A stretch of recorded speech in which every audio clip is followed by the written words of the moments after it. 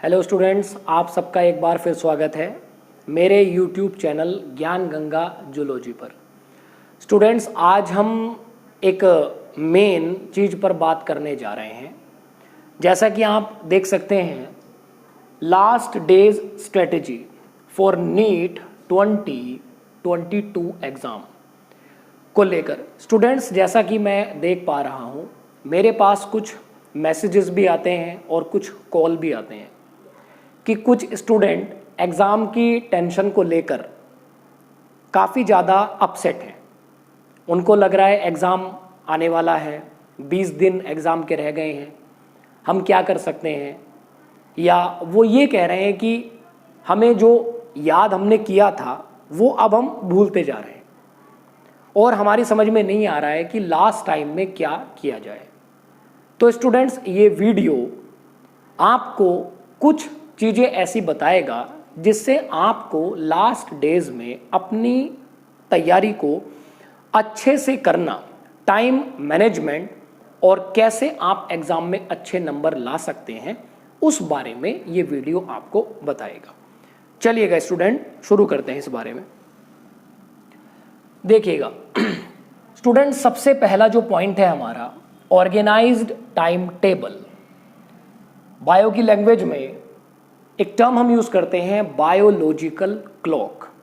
देखिएगा, organise time table, कोई भी स्टूडेंट है या कोई भी इंडिविजुअल है, अगर उसके पास एक टाइम टेबल नहीं है, किसी काम को हमें कैसे करना है, कब करना है और कितना करना है और उससे हमें क्या आउटपुट मिलेगा, तो स्टूडेंट्स आप जानते हैं उस काम का कोई मतलब नहीं बनता है। तो आपको सबसे पहले अपने पूरे 24 आवर 24 घंटे जो हमें मिलते हैं, हमें उसे ऑर्गेनाइज करना है। आप उसको कैसे ऑर्गेनाइज कर सकते हैं? जनरली आप उसको ऑर्गेनाइज कर सकते हैं, सबसे पहले जो पॉइंट है हमारे पास वो आपकी स्लीप को लेकर है, नींद को लेकर है। स्टूडेंट, आपको अपनी नींद पूरी करनी है और जनरली आप ध्यान रखिएगा कि नींद जो हो वो पार्ट्स में नहीं होनी चाहिए, टुकड़ों में नहीं होनी चाहिए। आधा घंटा कब सो लिए, 15 मिनट तब सो लिए, ऐसा नहीं होना चाहिए। वो आपकी क्या है, एक बैलेंस और एक अच्छी ड्यूरेशन वाली नींद होनी चाहिए। इवन लास्ट समय में आप लगभग 6 to 8 आवर भी आप सो सकते हैं। अब कोई सोच रहा होगा कि 8 आवर अगर सोएंगे तो पढ़ेंगे कब? तो स्टूडेंट्स, मेरी ऐसे लोगों को एडवाइस है कि पढ़ाई एक अच्छे माइंडसेट के साथ होती है। बायोलॉजिकल क्लॉक अगर हमारी अच्छी है, हमें पता है किस समय हम पढ़ सकते हैं, किस समय बर्डन नहीं आएगा, किस समय हम अब पढ़ भी रहे हैं और आपको नींद भी आ रही है, तो ऐसे पढ़ने से कोई फायदा नहीं है। बायोलॉजिकल क्लॉक आपको यही बताती है कि जब जब आपके दिमाग पर बर्डन बढ़ता है तो आपकी बॉडी आपको बताने लगती है कि ये समय अब ज़्यादा हो गया है, आपको रिलैक्स कर लेना चाहिए। तो स्लीप पर आप ध्यान दें और आपका स्लीप के साथ साथ जो समय बचता है, लगभग आप जैसे 12 to 14 आवर आप अपनी पढ़ाई को दे सकते हैं। अब कुछ लोग कहेंगे 12 to 14 आवर में हम क्या कर सकते हैं? तो स्टूडेंट, आप लास्ट 20 डे में लगभग 100 चैप्टर, हाँ 100 चैप्टर की हम अगर बात करें, 100 चैप्टर्स की अगर आप बात करें, डेली आप लगभग 4 to 5 चैप्टर को रीड कर सकते हैं। स्टूडेंट, मैंने कहा रीड करना है आपको उनको रटना नहीं है, आपको उनके लिए परेशान नहीं होना है, सिर्फ आपको रीड करना है। तो पहली स्ट्रेटेजी हमारी क्या है? Organised time table. आपका टाइम टेबल ऑर्गेनाइज होना चाहिए। चलिएगा आगे देखते हैं। सेकंड है डेली प्रैक्टिस। अब 20 दिन हमारे पास बचे हैं। आप अगर ये सोच रहे हैं कि 20 दिन में मैं 15 दिन पढ़ लेता हूं और 5 दिन मैं आराम कर लेता हूं, वो आपको लास्ट टाइम में नुकसान कर सकता है।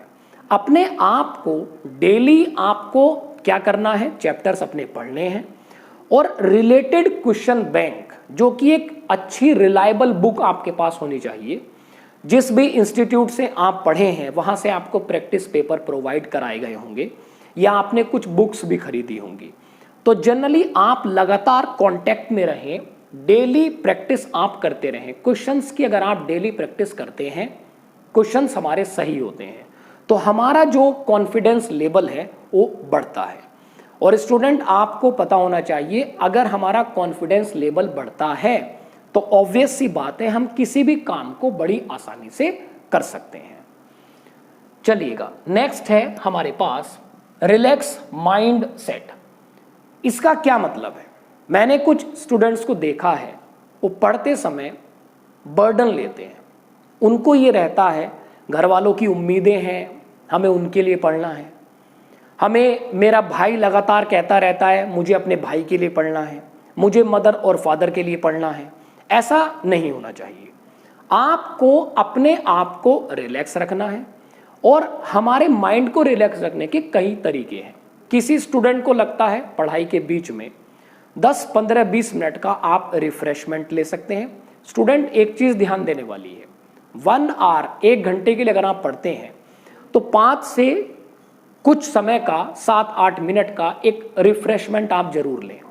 उसमें आप क्या कर सकते हैं, कोई बच्चा है वो कुछ खा भी सकता है, लेकिन खाने में आपको एक चीज ध्यान रखनी है, डाइट जो है वो लाइट ही रहनी चाहिए। वो ज्यादा कार्बोहाइड्रेट वगैरह आप इंटेक ना करें, जो नींद आने का कारण भी बन सकता है, आपको लेजी भी बना सकता है। दूसरी बात, दिमाग में आपको ये नहीं रखना है कि मेरे नंबर इतने आएंगे तो इससे क्या होगा, मेरे नंबर उतने आएंगे उससे क्या होगा। ऐसा आपको कुछ चीजें ध्यान नहीं करनी है।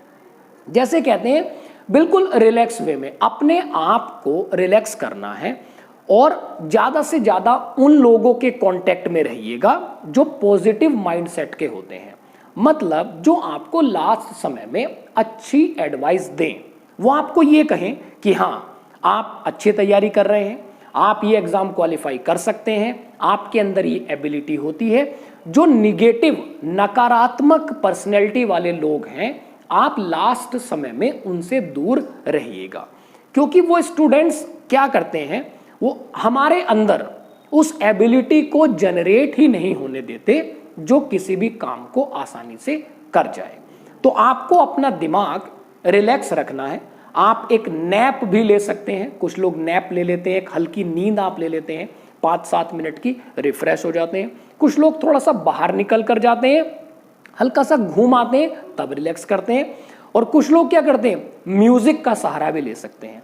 म्यूजिक माइंड हीलर होता है, आप उसका यूज भी कर सकते हैं। तो जब आपका दिमाग फ्रेश रहेगा, खुश रहेगा, तभी आप किसी काम को प्रॉपर वे में कर पाएंगे। देखिएगा, आगे हमारे पास जो पॉइंट है वो है फोकस ऑन योर गोल। देखिएगा स्टूडेंट, वैसे तो हम कहते हैं कि लास्ट टाइम में कुछ बच्चे अपने आप को कमरे में बंद कर लेते हैं, अब हम किसी से बात नहीं करेंगे, हमारे पास कोई नहीं आना चाहिए, किसी का फोन नहीं आना चाहिए। ऐसा कुछ नहीं। अगर आपको अपने गोल पर फोकस है या आप ये चाहते हैं कि हाँ मैंने सोचा हुआ है मुझे अपनी पढ़ाई करनी है, तो डिस्ट्रैक्शन के बाद भी आप चीजों को ऑर्गेनाइज कर सकते हैं। लेकिन एक चीज का ध्यान रखिएगा, कई बार हम सोचते हैं रिफ्रेशमेंट के लिए किसी से बात कर ली जाए।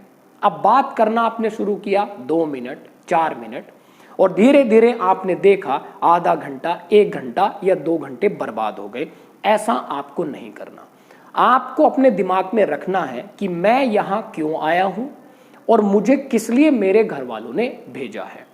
तो स्टूडेंट, अगर आपका गोल आपके दिमाग में चलेगा तो बार बार वो आपको याद दिलाता रहेगा कि आपके पास समय तो है, लेकिन वो खराब करने वाला समय बिल्कुल भी नहीं है। वो सारा समय आपको यूज करना है अपनी स्टडी के लिए।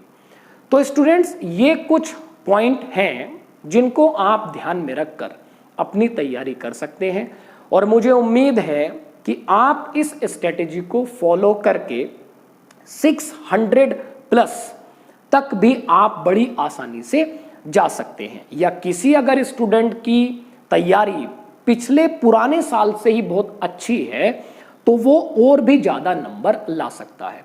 स्टूडेंट्स, वीडियोस देखने के लिए या आप कह सकते हैं आपके डाउट्स को क्लियर करने के लिए आप लगातार मेरे चैनल ज्ञान गंगा जूलॉजी से जुड़े रहें। और मैं आभारी हूं आप लोगों का जिन्होंने मेरी वीडियोस को इतना प्यार दिया है, इतना सम्मान दिया है। उसके लिए आप सब लोगों का हृदय तल से बहुत बहुत हार्दिक धन्यवाद एवं आभार। तो स्टूडेंट्स, बेस्ट ऑफ लक आपको एग्जाम के लिए एंड बेस्ट ऑफ लक आपको फ्यूचर के लिए। Thank you so much.